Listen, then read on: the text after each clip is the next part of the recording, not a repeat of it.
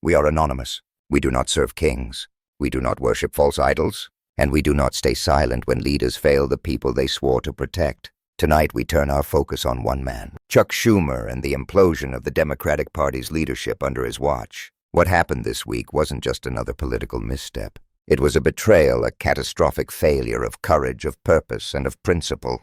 And it may very well mark the end of Chuck Schumer's political career. Let's start with the moment it all fell apart. The Senate voted on a continuing resolution, a stopgap deal to end the shutdown. 8 Democrats crossed party lines and sided with Republicans. 8. And Chuck Schumer, the supposed leader of the Democrats in the Senate, stood by and let it happen. Federal workers who went weeks without pay were abandoned. Healthcare premiums for 20 million Americans are now expected to double, even triple. And the working class, they got nothing. Once again, the powerful played their game and the people lost. Bernie Sanders, one of the few who still speaks plainly about working-class pain, called it exactly what it was: a disaster. He said, "This vote will raise healthcare premiums for millions of Americans, kick 15 million people off Medicaid, and cause 50,000 unnecessary deaths each year." Think about that. 50,000 lives sacrificed, not because there wasn't enough money, not because the policies were complex, but because leaders like Chuck Schumer let corporate interests and political convenience outweigh moral duty. And who benefited? The top 1%, the billionaires, the same elite class that bankrolls both parties and expects quiet obedience in return. Sanders was right. This wasn't just a bad night, it was a moral collapse. Schumer's defenders claim he didn't personally vote for the resolution. That's irrelevant. His failure wasn't in how he voted. His failure was in allowing the betrayal to happen. Leadership isn't about hiding behind technicalities. It's about setting the tone, drawing the line, and refusing to bend when power demands your silence. Schumer failed at every step. Now the backlash is spreading fast. Progressive Democrats have had enough. Congressman Ro Khanna broke ranks and publicly declared that Schumer should be replaced, saying, "If you can't lead the fight to stop healthcare premiums from skyrocketing for Americans, what will you fight for?" That one question cuts straight to the truth. Because if Schumer can't even defend the basic right to affordable health care, what does he stand for at all? The answer is simple: nothing that matters anymore. Gavin Newsom, California's governor, called the Senate's deal a pathetic surrender.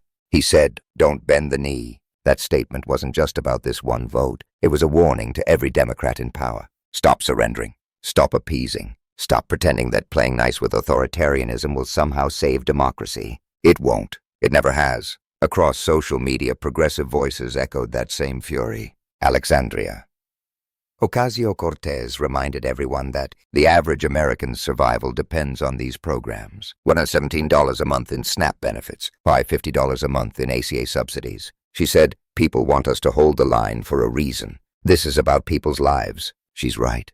The stakes are not theoretical. They're personal. When Schumer caves, real families pay the price. Meanwhile, Schumer's allies in Washington are trying to pretend this is just disagreement. It's not. It's mutiny. It's an uprising from within his own party, and it's fueled by years of frustration, with weak leadership that keeps selling out to corporate donors, Wall Street banks, and lobbyists. The people who once trusted the Democratic Party to fight for them are watching their leaders cozy up to the same forces destroying their lives. Let's be clear. Donald Trump didn't win this shutdown standoff because of brilliance or strategy. He's a man in cognitive decline, lost in his own delusion. He won because Democrats under Schumer's command refused to fight. They handed him a victory at his weakest moment. A man who just days ago was booed in front of tens of thousands of people at a stadium, humiliated in public, somehow walked away from Washington with a political win. Because Chuck Schumer led him. And that's what makes this moment unforgivable. The American people had just sent a message in Tuesday's elections. Reject Trumpism, reject authoritarianism, reject cruelty toward the working class. And yet Schumer ignored them. He didn't listen to the voters. He listened to the lobbyists. He listened to fear. He listened to the same old consultants whispering, "Compromise," while the country burns. This isn't new.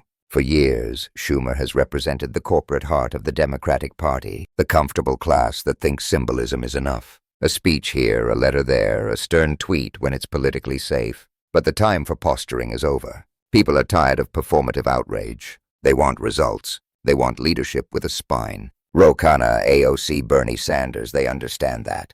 They're not perfect, but they fight. They refuse to let billionaires dictate the terms of survival.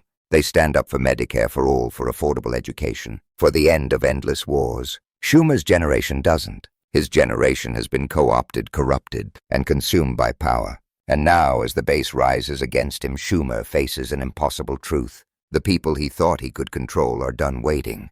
The tide is shifting. The progressive movement is no longer a fringe. It's the future. A new Democratic Party is being born, one built on working-class power, on grassroots energy, on bold economic populism. What comes next? It starts with accountability. Schumer's removal is no longer unthinkable. It's inevitable. The calls are growing louder by the day. 80% of Democrats in the base, according to internal polling, and activist networks now say they want him gone. The movement is spreading across states, from New York to Michigan to Minnesota, where young progressive candidates are challenging the establishment and refusing to take PAC money. Figures like Abdul El Sayed in Michigan and Peggy Flanagan in Minnesota are redefining what leadership looks like, not as insiders but as advocates. They're saying no to oil lobbies, no to corporate greed, and no to the Israel lobby's endless influence over American foreign policy. They're saying yes to the people. That's what Schumer forgot. He forgot that leadership isn't about sitting in an office and making deals. It's about standing in the fire and refusing to move. It's about holding the line when others fold. And tonight he folded for the last time. Even within the Senate, Schumer's authority is crumbling. His staffers are demoralized. His caucus is divided. His approval among Democrats has collapsed to historic lows. Behind closed doors, senators whisper about succession plans. Who could take over if Schumer resigns? Some mention Elizabeth Warren, others Cory Booker, or even Chris Murphy. But the reality is simple. Whoever steps in next must be ready to fight like the party's life depends on it. Because it does. And for the millions of Americans watching this unfold, the message is clear. Politics as usual is dead. The days of polished speeches and empty promises are over. The people are demanding authenticity, action, and accountability. The Democrats cannot claim to be the party of the people while enabling policies that crush the people. So what happens now? The movement will keep building. Activists are organizing. Local chapters are forming. Online campaigns are calling for Schumer's resignation. Every headline that mentions this vote chips away at his authority. Every viral clip of Bernie or AOC calling out the betrayal adds pressure.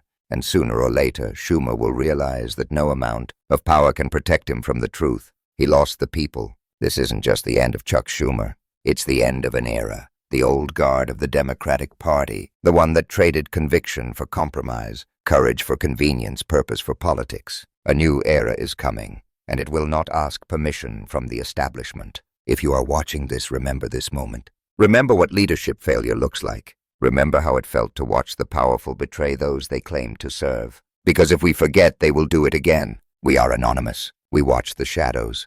We speak truth when others whisper, and we do not let the powerful rewrite the story to protect themselves. If you want to keep this fight alive, share this message. Subscribe, and let the world know that we see through their lies. Chuck Schumer's time is over, but the fight for justice, for truth, for working people everywhere has only just begun.